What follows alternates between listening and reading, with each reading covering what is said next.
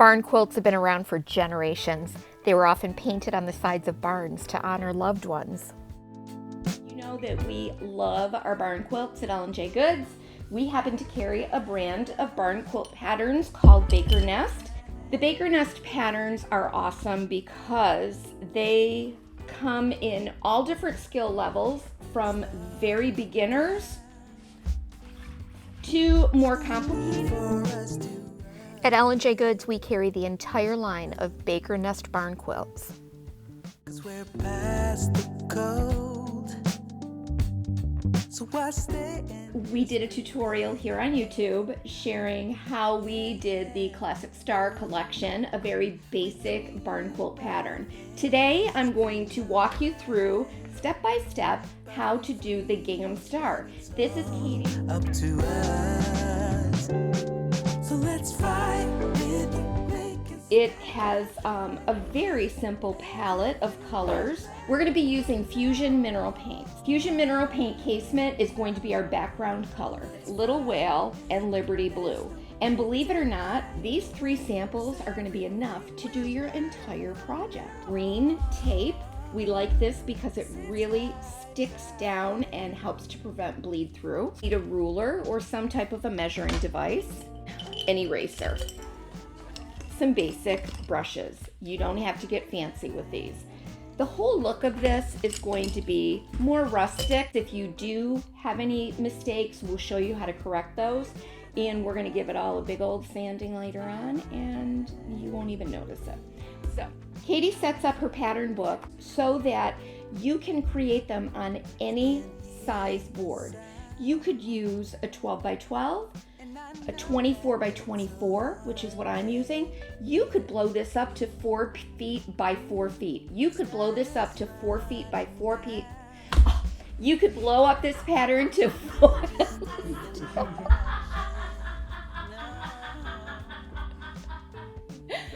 You can even draft the pattern so that it fits on the side of a barn.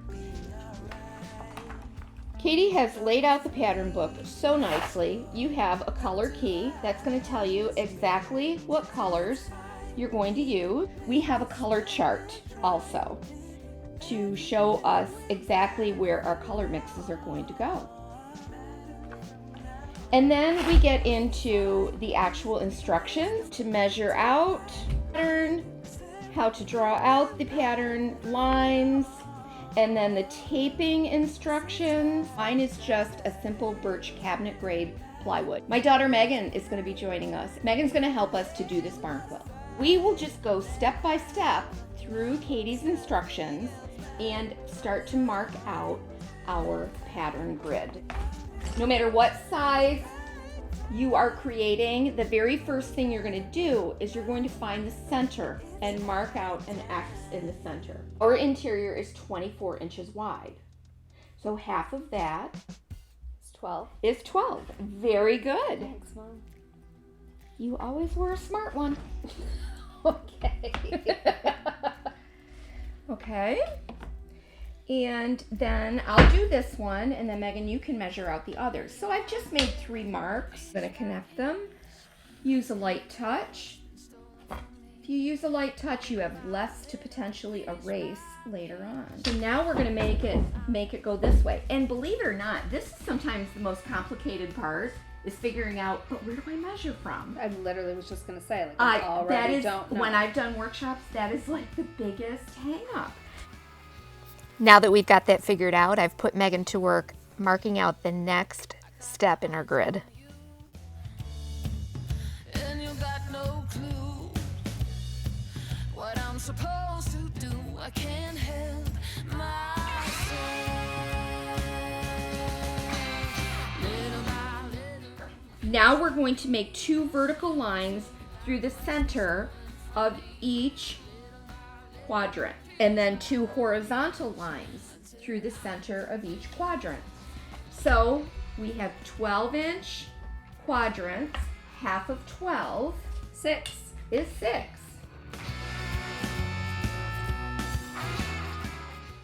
Meghan's still hanging in there, even though I can sense her heart rate going up. If you know who I am, we follow the 10-step rule here at L&J Goods. What you will see when you take 10 steps away tomorrow is very different than what you are looking at 10 inches away right now. Yes, we are dealing with measurements, but if they're off by just a tiny bit, we can adjust those and make it all look okay. We have to divide each column into 5 so that we have 20 columns here, okay? Now, let's measure. We know we've got 6 inches. That's not gonna evenly divide by 5. Mine are going to be about 1.2, so let me, and honestly, I am Why don't you start at the 1? I don't need to. Now you're showing off. Here's where we begin to see the difference in our brains. We've got math brains, analytical brains, and we've got the whatever floats your boat brains. Because I was working with a 24-inch interior, I found that I could not evenly divide 5 into my measurements. So I fudged it. And while I laid out the rest of my grid, I let Meghan mix the paint. The Gingham star pattern uses only 3 colors of paint. Casement for the background, and then the 2 colors of blue. We're mixing up a pretty medium blue.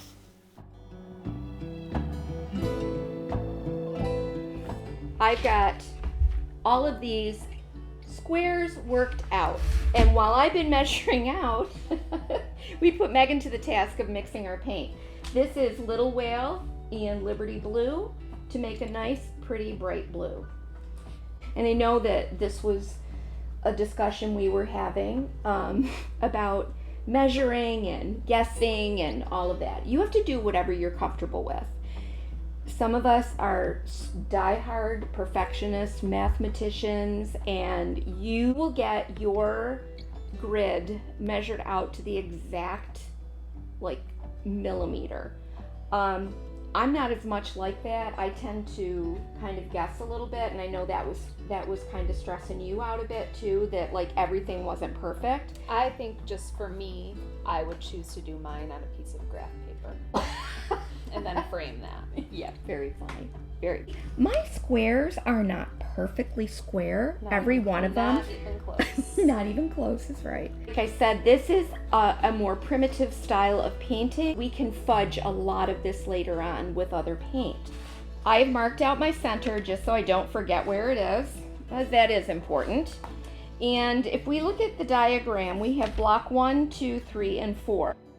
Following Katie's diagram, I marked out a 5 by 5 square grid for each of the corners. Now I'm going to run diagonals through all of my squares.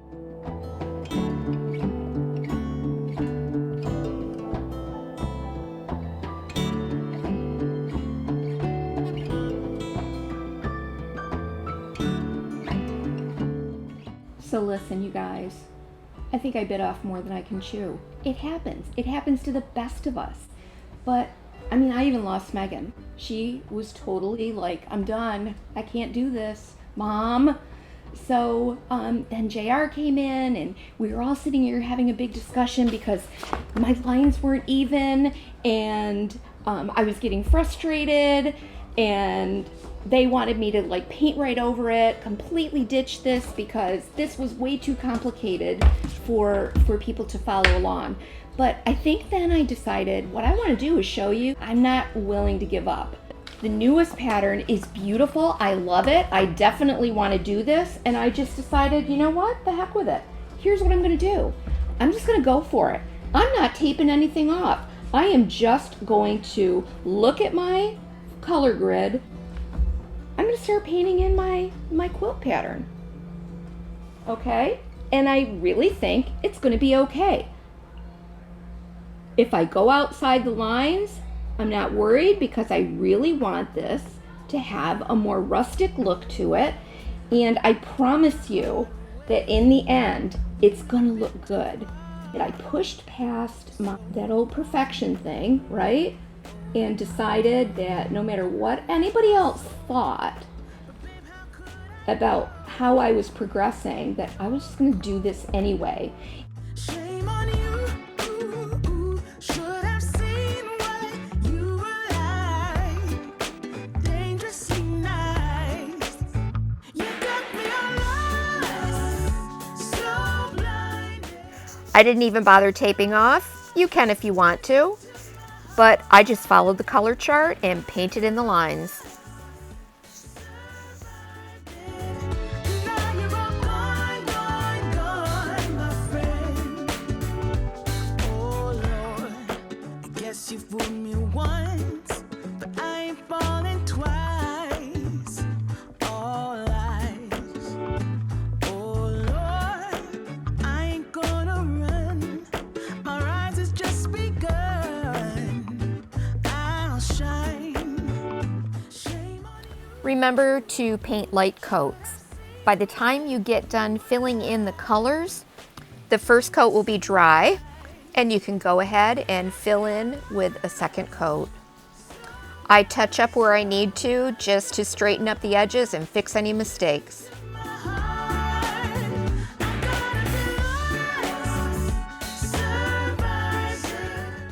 After all the paint has dried, I just took my orbital sander to it and I sanded the daylights out of this piece. I'm still proud. I never lost it. I never lost it. I never lost it, baby. What goes will come around. I'm still walking. I'm still proud. I never lost it. I never lost it. Baby, what goes will come around. I'm still. And you know what? I love the finished result. If you have a frame, you can finish it whatever way you want to. And remember, take 10 steps back and you're not even going to notice those little imperfections. The Baker Nest Barn Quilt patterns and Fusion Mineral Paint are all available at L&J Goods, located in Medina, New York, or online at lnjgoods.com. The links are below. You don't want to miss our next projects at L&J Goods, so be sure to subscribe and hit that notifications bell. Also, leave us a comment and let us know what you want to see us do next. Till I'm complete.